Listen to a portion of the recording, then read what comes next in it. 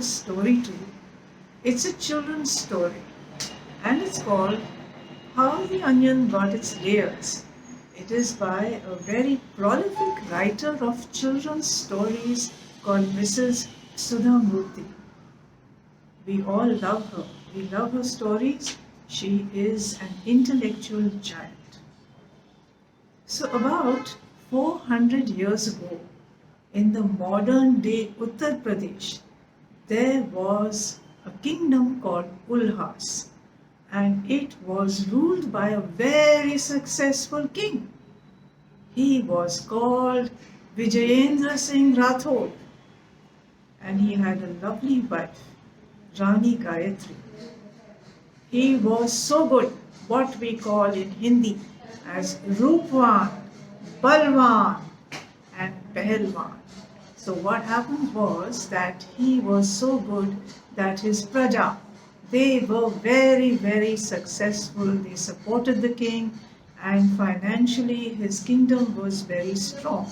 So whether the people were in finance, in administration, in trading, or they worked with their hands, they were farmers, they were artisans, everyone was well to do because the king had made his policies in such a way that the people were honest and they had a lot of money. Now, in this beautiful kingdom with such a wonderful king and such beautiful public that he was ruling over, he and his wife were very happy.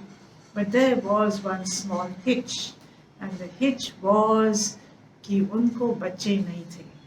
They had no progeny, and they wanted so much that there should be an heir to the throne. So after that, the king and the queen, they went to a pandit who was like an astrologer. प्रणाम महाराज, प्रणाम प्रणाम राजा। आपका स्वागत है हमारे इस कुटिया में। मैं उल्लास का राजा हूँ। आपको कौन नहीं जानता राजा जी, बोलिए हमें कैसे याद किया? मैंने सोचा आप ही मुझे मदद कर सकते हैं। मुझे संतान नहीं है, मेरी जो भी है, और मैं बहुत सालों से कोशिश कर रहे हैं पर हमें संतान नहीं है। मुझे अपना वंश बढ़ाना है। आप कोई उपाय निकालिए महाराज। आप जो कहेंगे मैं करने को तैयार हूँ महाराज। हमें हमारी दिव्य दृष्टि से दिखाई दे रहा है और पुत्र, तुम्हारी सारी समस्या का हल हमारे पास है। हम आपको एक उसके ऊपर उपाय बताते हैं, आपको वो उपाय करना पड़ेगा। तुम बिल्कुल चिंता मत करो, आपकी सारी समस्या हल हो जाएगी। बस आपको थोड़ी तपस्या करनी पड़ेगी। आप तपस्या करो। वन देवी जो है उसे जंगल की परी कहते हैं। वो परी जो है वो आपकी सारी समस्या का हल निकाल के आपको बताएगी, पर आपको उसके लिए तपस्या करनी है। और जहाँ हल आती है वहाँ पे कुछ ना कुछ आपको थोड़ा बहुत प्रयास करना है। तो बालक, तुम बिल्कुल मत घबराओ, तुम्हारी समस्या का सारा हल जो है वो वन देवी तुम्हें दे देगी। बस तुम्हें और तुम्हारी पत्नी को कुछ दिनों तक उनकी तपस्या करनी पड़ेगी। और वन देवी बहुत ही दयालु है, वो तुम्हारी सारी चिंता कर लेगी। अलख निरंजन, तुम्हारी जो भी कामना है वो मैं पूरी करने जा रही हूँ। बट हर इच्छा पूर्ति के लिए कुछ ना कुछ कंडीशन होती है, और यहाँ पे आपकी जो राजकुमारी आएगी उनको आपको रोज़ नया पोशाक देना पड़ेगा। और दूसरा ये है कि वो जो पोशाक है बाद में वो कोई यूज़ ना करे, ये एक्सचेंज नहीं होना चाहिए किसी के साथ। तो उनके लिए जो पोशाक बनेगा, हर रोज़ नया पोशाक बनेगा, और हर दिन उस पोशाक के साथ आपको जितना भी उसका बिलोंगिंग है, बेयरिंग है, उसकी ज्वेलरी है, सब आपको रेडी करना पड़ेगा। उसके लिए आपको थोड़ा सा परिश्रम लगेगा, लेकिन ये राजकुमारी जो है उस कंडीशन पे आपको एक मेरी तरफ से वरदान मिल रहा है। I am a Maharaja. I can do it. I've got the facilities and I've got the money to do it. I can do it for my princess. Thank you so much. का जो जन्म है वो हमारे आशीर्वाद से हुआ है और हमने वरदान दिया था राजा को। राजा जी ने उनकी जो जिम्मेदारी है वो बहुत अच्छे से निभाई है। आपको वो रोज़ नया पोशाक दिलाते हैं। आपको पता है उसके पीछे कुछ ना कुछ वजह होगी, है ना? नहीं, मुझे नहीं मालूम। अच्छा, तो देखो बच्चा, अभी तो आप छोटे हो, आपको पता नहीं होगा, बट हर चीज़ के पीछे कुछ ना कुछ वजह होती है और उसकी वजह से उसको लिखा जाता है ना? तो हमने उसको इस तरह से लिखा है कि जिस तरह आप बड़े होंगे ना, उस तरह से फिर आपको ये सारी बातें समझ में आएगी। लेकिन अभी आपको क्या ध्यान रखना है कि आपका पोशाक आपको किसी के भी साथ एक्सचेंज नहीं करना है, किसी का दूसरों का पोशाक आपको नहीं यूज़ करना है, और आप अगर किसी और को वो पोशाक देते हो तो वो भी नहीं चलेगा। तो आपकी चीज़ें आपको खुद संभाल के रखनी है और जो दूसरों की चीज़ें हैं उसे आपको यूज़ नहीं करना है। नहीं नहीं, मैं नहीं करूँगी। मैं नहीं दूँगी मेरे कपड़े किसी को। अच्छा, खुद ही रख लूँगी। Very good. लेकिन ध्यान रखना है, ये कभी भी आपने भूलना नहीं है। अगर ये आप भूलोगे और इस रूल को आप तोड़ोगे तो उसका कुछ ना कुछ आपको भुगतान पड़ेगा, है ना? तो हो सकता है कि वो पनिशमेंट बहुत बुरी भी हो सकती है, जिसके लिए आपको माफ़ी नहीं होगी, है ना बच्चा? ओह, मुझे नहीं मालूम था। अच्छा हुआ ना मैंने बता दिया। आप ध्यान रखना। Very good. चलो बेटा, जीते रहो। हेलो दोस्तों, अभी तक हमने ये जो स्टोरी है अपना how onion has got its layer, इस स्टोरी के अलग अलग किरदार देखे और इसके अलग अलग पार्ट में क्या हो रहा है, किस तरह से राजा रानी जो है उनको संतान न होने की वजह से वो एक साधु के पास जाते हैं। साधु उनको फेरी ऑफ जंगल, जो जंगल की रानी है, उनके पास जाने के लिए कहते हैं।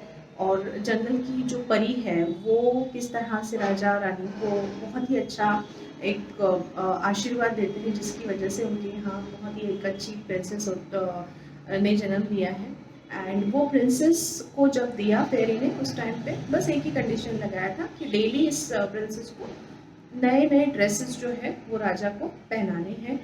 ना कि सिर्फ वो पोशाक रहे, बस उस पोशाक के साथ उसकी जो मैचिंग ज्वेलरी है, मतलब ऐसे कि जैसे ये जो प्रिंसेस है ये हमेशा बहुत ही खूबसूरत दिखे और सभी का जो अट्रैक्शन पॉइंट है ये हमेशा वो प्रिंसेस रहे। इस हिसाब से उस प्रिंसेस को उनको हमेशा सजा के रखना है। तो ये हमने अब तक इस स्टोरी में देखा।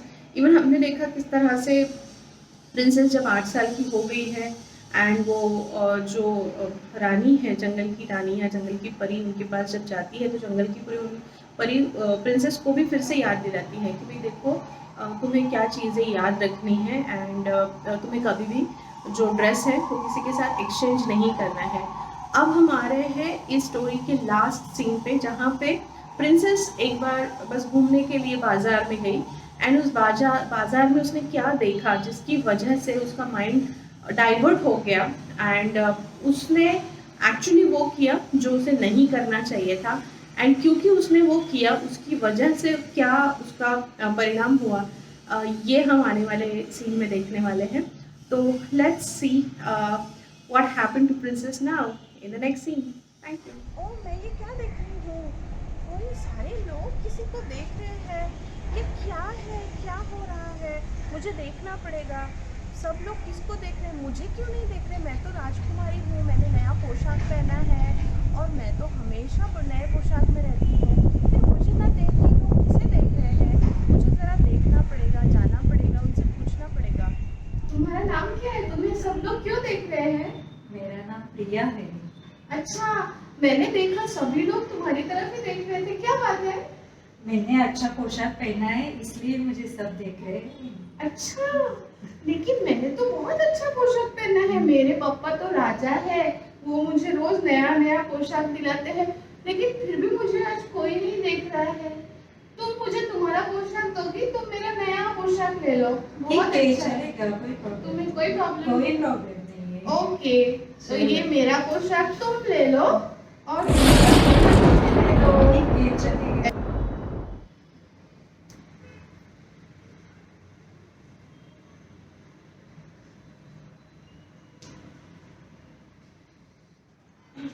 So now this is an adapted story.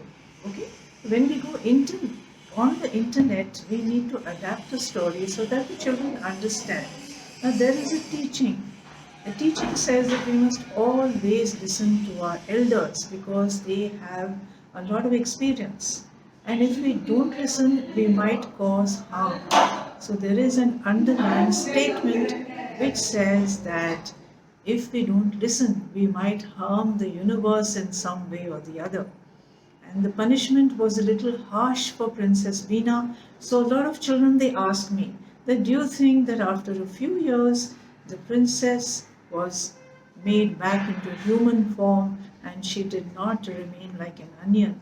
So I tell them that, okay, if that ending makes you happy, then we can have that ending, because elderly people are not harsh at all. So that was the story of Princess Veena, and it's called How the Onion Got Its Layers by Mrs. Sudha Murthy. I hope you enjoyed it. Thank you.